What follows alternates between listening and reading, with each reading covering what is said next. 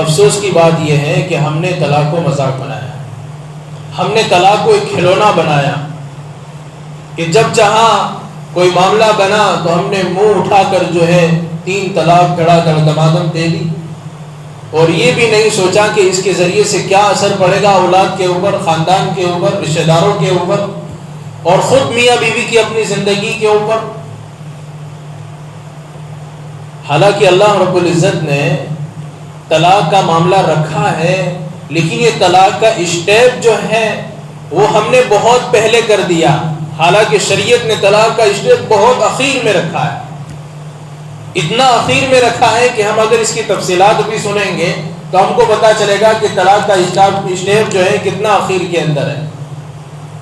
میاں بیوی کے درمیان، خاوند جو ہے اور بیوی کے درمیان نباہ نہیں ہو رہا، جو ہے کسی معاملے کے اوپر جھگڑا ہو گیا تو اس کا حل یہ نہیں ہے کہ ڈائریکٹ اٹھا کر جو ہے ہم نے زبان سے طلاق طلاق طلاق کا لفظ نکال دیا اور بیوی کو بھی فارغ کر دیا اور میں خود بھی فارغ ہو گیا۔ یہ طریقہ نہیں ہے، یہ اسلام کا طریقہ ہے ہی نہیں، یہ غلط طریقہ ہے جو ہم نے معاشرے کے اندر اور سماج کے اندر رواج دیا ہے کہ کوئی بھی معاملہ بنا تو ہم فوراً اسی طریقے پر عمل کر لیتے ہیں۔ اللہ رب العزت نے اس سے پہلے اور جو ہے بہت ساری باتیں رکھی ہے قرآن اور حدیث کے اندر کہ سب سے پہلے کچھ معاملہ ہو گیا تو خود میاں بیوی آپس میں بیٹھ کر جو ہے اس کو ختم کرنے کی کوشش کریں۔ بھئی کب تک جھگڑیں گے چھوٹی چھوٹی باتوں کے اوپر، کب تک اس طرح ہوتا رہے گا، چلو ہم معاملات کو صاف کر لیتے ہیں، آئندہ سے جو ہے طے کر لیتے ہیں کہ نہیں جھگڑیں گے۔ جھگڑا اللہ کو پسند نہیں ہے، اس طرح جھگڑنے سے دلوں کے اندر نفرت پیدا ہوتی ہے۔ شوہر نے بیوی کو سمجھایا، بیوی نے شوہر کو سمجھایا، آپس میں جو ہے بیٹھ کر دونوں نے باتیں کر لی، کچھ جو ہے دن جو ہے صحیح طریقے پر بات چلی اور محبت کے ساتھ زندگی گزر رہی ہے، لیکن پھر بھی جو ہے ہفتہ نہیں گزرا، 2 ہفتے نہیں گزرے، واپس جو ہے وہی جھگڑے شروع، واپس وہی جھگڑے شروع۔ قرآن کہتا ہے کہ اب بھی طلاق نہیں ہے، اب بھی طلاق نہیں ہے۔ قرآن کریم کے اندر اللہ رب العزت فرماتے ہیں کہ اب شوہر کے لیے ضروری ہے کہ اپنی عورت کو تنبیہ کرے، اور قرآن کریم کے اندر وَاضْرِبُوهُ کے الفاظ ہیں کہ اگر اس کو مارنے کی ضرورت پڑے تو تھوڑی مار بھی مارے، لیکن مار کا مطلب یہ نہیں ہے کہ ڈنڈا اور پٹا لے کر جو ہے جانوروں کی طرح اس کو جو ہے پیٹنا شروع کر دے، بلکہ علماء نے اس کی تفصیلات میں لکھا ہے کہ ایسی مار ہو کہ اس کے بدن پر نشان تک نہ آئے۔ ابھی بھی جو ہے معاملہ درست نہیں ہو رہا ہے، دونوں کی لڑائیاں اب بھی چل رہی ہے۔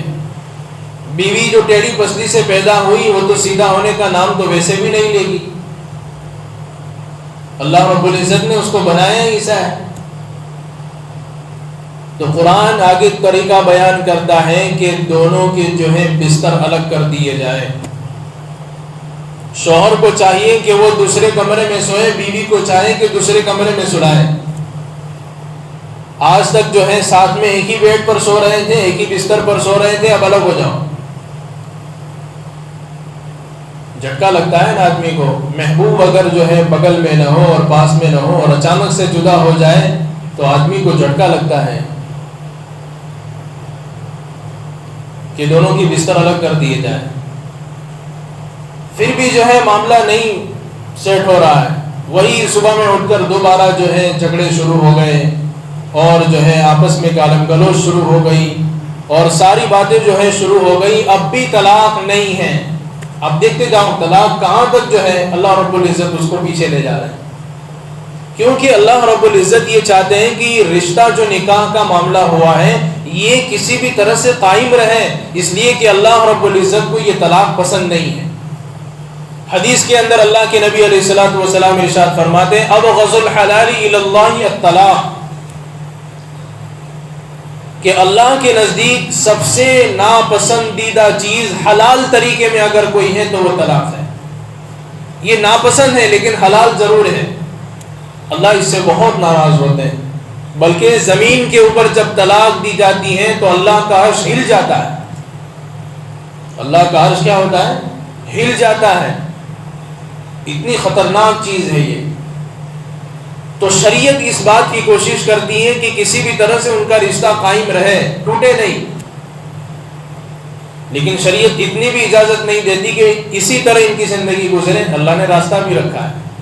اب آگے تیسرا طریقہ کیا بیان کیا کہ آپس میں اب بھی رشتہ قائم نہیں ہو رہا ہے اور جو ہے پہلے جیسے ہی معاملات چل رہے ہیں، تو اللہ رب العزت حکم دیتے ہیں کہ دونوں جماعتوں کو آپس کے اندر بٹھاؤ، لڑکی والوں کو بھی بٹھاؤ، لڑکے والوں کو بھی بٹھاؤ، اور بیچ کے اندر ایک آدمی ایسا رکھو جو انصاف کے ساتھ فیصلہ کرے. انصاف کے ساتھ کیا کریں؟ فیصلہ کرے، اور وہ خاندان کے اندر سے ہی ہو، باہر کا آدمی نہیں ہو. کیونکہ اگر معاملہ جھگڑے کا ہے، میاں بیوی کا ہے، اور باہر جائے گا تو معاملے اور بگڑ جائیں گے. تو خاندان کے ہی آدمی کو لیا جائے، اور ایسا آدمی کہ دونوں کے درمیان فیصلہ کرے. ایسا نہ ہو کہ جو ہے لڑکی کی طرف جو ہے بات کو لے جاوے اور اسی کے جو ہے حق میں فیصلہ کر دے، یا لڑکے کے حق میں فیصلہ کر دے. قرآن میں اللہ رب العزت نے بڑی وضاحت کے ساتھ یہ بات ارشاد فرمائی ہے کہ وہ فیصلہ کرنے والا انصاف کے ساتھ فیصلہ کریں، ایک طرف فیصلہ نہ کریں. دونوں کو بٹھایا جائے اور ایک ثالث قائم کیا جائے کہ کرنا کیا ہے تمہارے رشتے کا، تم کیوں بار بار جھگڑ رہے ہو، دونوں خاندانوں کو جمع کرو.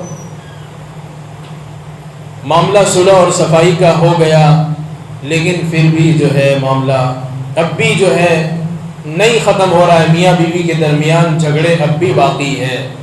پھر اللہ رب العزت جو ہے طلاق کی بات آ رہی ہے. لیکن طلاق پھر بھی آپ دیکھیں شریعت نے کتنا اس بات کے اندر اہتمام کیا ہے کہ طلاق بھی کیا فرمایا کہ 3 نہیں بلکہ 1 یا 2، 1 یا 2، اس سے زیادہ نہیں. کیوں 1 یا 2؟ اس لیے کہ 1 طلاق دیں گے یا 2 طلاق دیں گے تو واپس جو ہے شوہر کو اس بات کا اختیار ہے کہ وہ اپنی بیوی کو اپنے نکاح میں واپس لے سکتا ہے عدت کے درمیان. بھئی ہو سکتا ہے عقل ٹھکانے آ گئی ہو بیوی کی یا شوہر کی، دونوں میں سے کسی بھی غلطی ہو، ان دونوں کو یہ بات سمجھ میں آ گئی کہ طلاق کا معاملہ ہو جائے گا، بیوی ہاتھ سے چلی جائے گی، بیوی کو خطرہ ہو کہ شوہر ہاتھ سے چلا جائے گا، تو عدت کے درمیان شوہر کو اس بات کا حق رکھا گیا کہ وہ اپنی جو ہے بیوی کو جو ہے اپنے نکاح میں واپس لے سکتا ہے، رجوع کر سکتا ہے. لیکن کب؟ 2 طلاق کے بعد. تیسرے طلاق کے بعد رجعت کا حق نہیں ہے، رجوع کرنے کا حق نہیں ہے. اللہ رب العزت یہاں پہ اسی بات کو بیان فرمائے کہ الطلاق مرتان، طلاق 2 مرتبہ.